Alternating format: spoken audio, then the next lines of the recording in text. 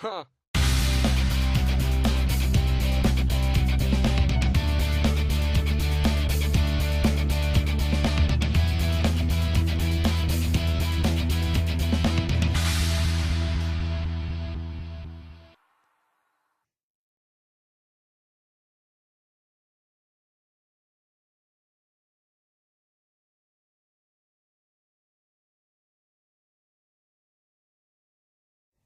Hey guys, I'm back.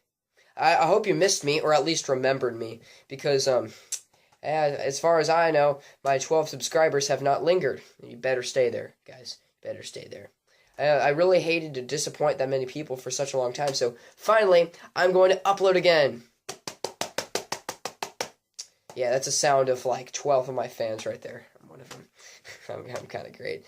So anyway, today we are going to be focusing on the Rolling Stones, Sticky Fingers. And I just want to point out before we start the video is that the Rolling Stones are a band everybody knows. They are icons of music. They are truly great, wonderful, outstanding musicians.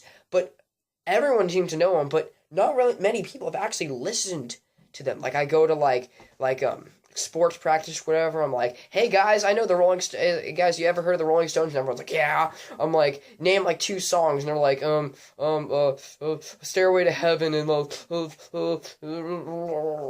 and yeah, and then they just like fade off. And so in the last month when I've been gone, I've actually been checking out tons of Rolling Stone stuff. And yes, by my wonderful opinion, yes, the Rolling Stones are worth being legends. In case you didn't think it already.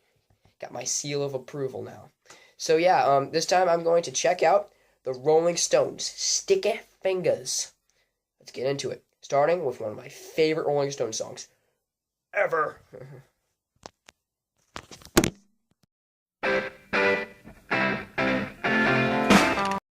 Man, this song, it's so hard to describe because everything is so solid about it. It's just such a solid, good song. I mean, it's like the opening guitar isn't like spectacular, but it draws you in. It's like, oh my gosh, this is good. I want more of this song. I need this album. This album is great.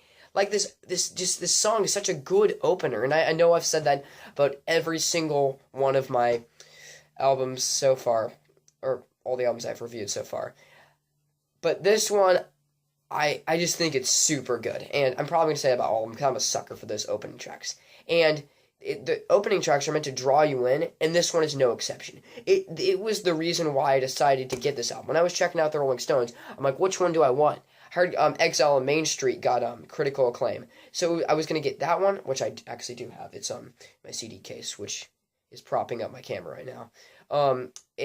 And Sticky Fingers. So I decided to get Sticky Fingers first, just because this opening track, it's just so good, and it's just such a perfect song that like you can't even place your finger on why it's so good or so catchy. It's so good you almost forget it's about sex, slavery, and having sex with slaves. Please still like this song. It's good, despite the message. Just ignore it. Just enjoy the music. I think I made everything awkward. Next song, Brown Sugar's Great.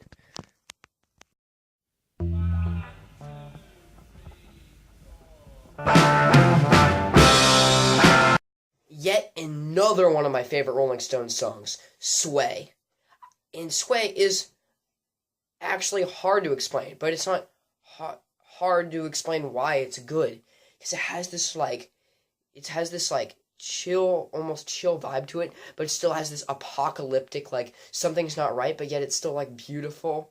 It just really like, wait, what is this song trying to bring across? It's like, it's beautiful in a gorgeous, like poetic like way, but then yet it's also deep and like mysterious and like just heavy in the same time. And it just like it's a very like thought-provoking song. I have no idea what the song's even about, but it just like it's probably not as deep. Maybe I'm just overlooking it, but this song is just so great. I love this song. And like once again, I can't really even place why, because this is a solid song. I love the rhythm to it. That's something. Yeah, that's something. I love the rhythm. That is a good rhythm to this song. Just like I like the chorus, like I like the breakdown from like the opening guitar down to just like when it breaks into like the verses. It's just very well structured song.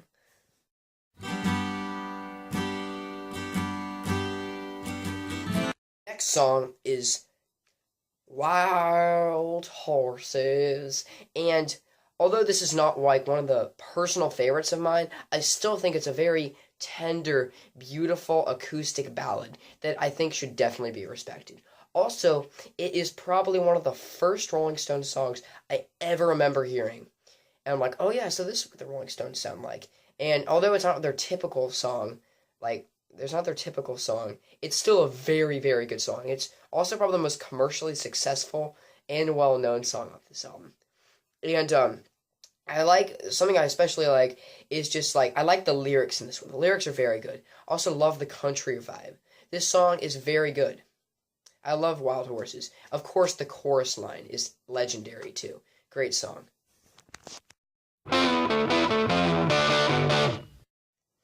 Once again, one of my favorite Rolling Stones songs right here.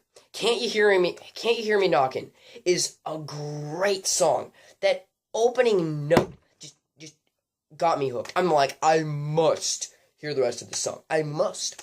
It's not like some like side job. It is like the main mission. I must listen to the rest of this riff. And then the rest of the riff blew me off my feet. I mean, this riff is great. I love it. I love it. That first note is pure raunch right there. Pure raunch. That one raunchy guitar riff started all of that hard rock stuff that came after it, like influencing generations of wannabe rock stars. And this song is just great. Not only is the guitar great, but I also love the drums. Charlie Watts is on fire on this. And this is just like such a good song. I mean, I love it. Like, ooh, it's so energetic and powerful and like raunchy and all these other positive adjectives I can't name right now. Ooh, it's so good. I mean, I love this song. I mean, I must like literally. I made it a rule that if when I listen to this guitar riff once, I need to listen to it at least 3 times and repeat afterwards. Like I go and I'm like, okay, I gotta rewind it. Okay, yeah. Sorry if I'm butchering with my humming, but not that I can damage this song. It's that great. Okay, I'm satisfied. I need to listen to it 3 times. Yeah, that's how good it is. Great song right there.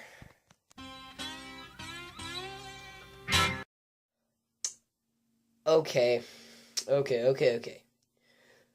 Yes, okay, the rest of Rolling Stones. Just because Keith Richards and Mick Jagger were serious druggies does not mean that you guys get to record them while they're extremely drunk and high at the same time, and then turn these recordings into an actual song on your best album. I don't think that's funny.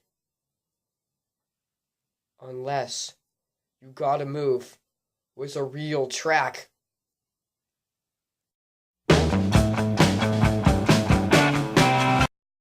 Okay, now that the Rolling Stones on track 6 are back to making real music, we get to enjoy Female Dog. Female Dog in all of its glory is the most female dog ever to female dog this album. Well, of course, it's not the best. Brown Sugar is probably my favorite on this album. But still, the song is great. I mean, I love, the opening, guitar bass is pretty good. But the part I like especially is the middle. I think you would call it the chorus. It's not really a real chorus, but, it's just so catchy. I mean, it might as well be. It's just such a fine female dogging song that, it can't not be one of my favorites, which means it is one of my favorites, not being one of my favorites, which means it is one of my favorites. It's a fine female dogging song.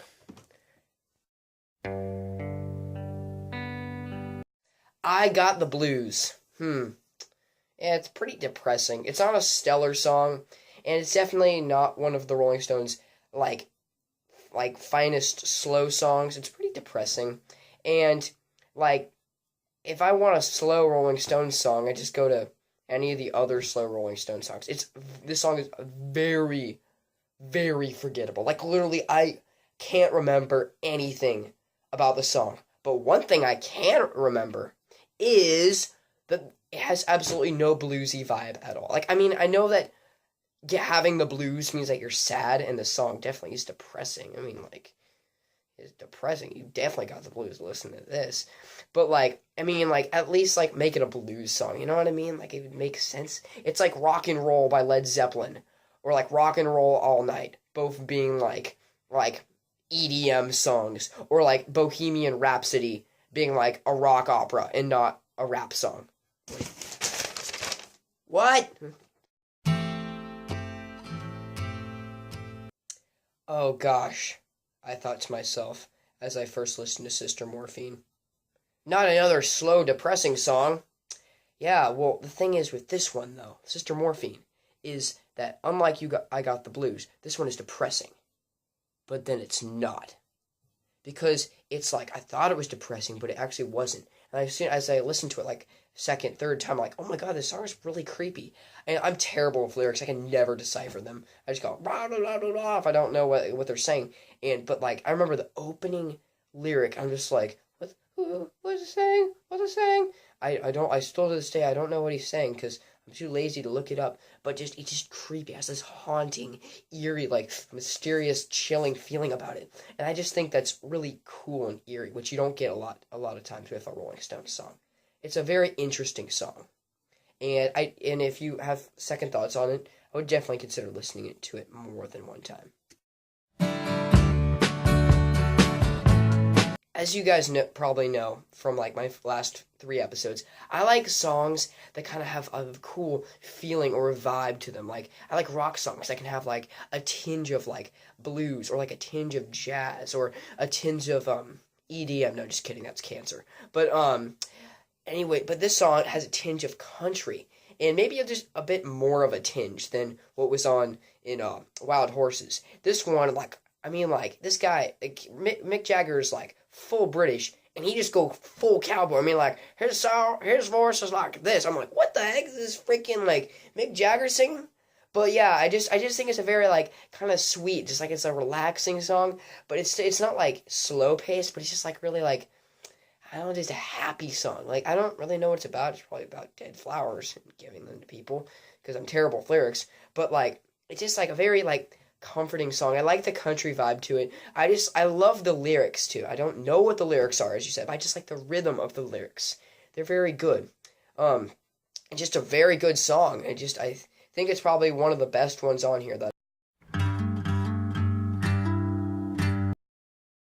Okay, now we arrive at our last track, Moonlight Mile. Wait, it's Moonlight, or is it Moonlight? Oh, yeah, Moonlight. It is Moonlight Mile. Yes, I thought it was Moonlit, but it's Moonlight.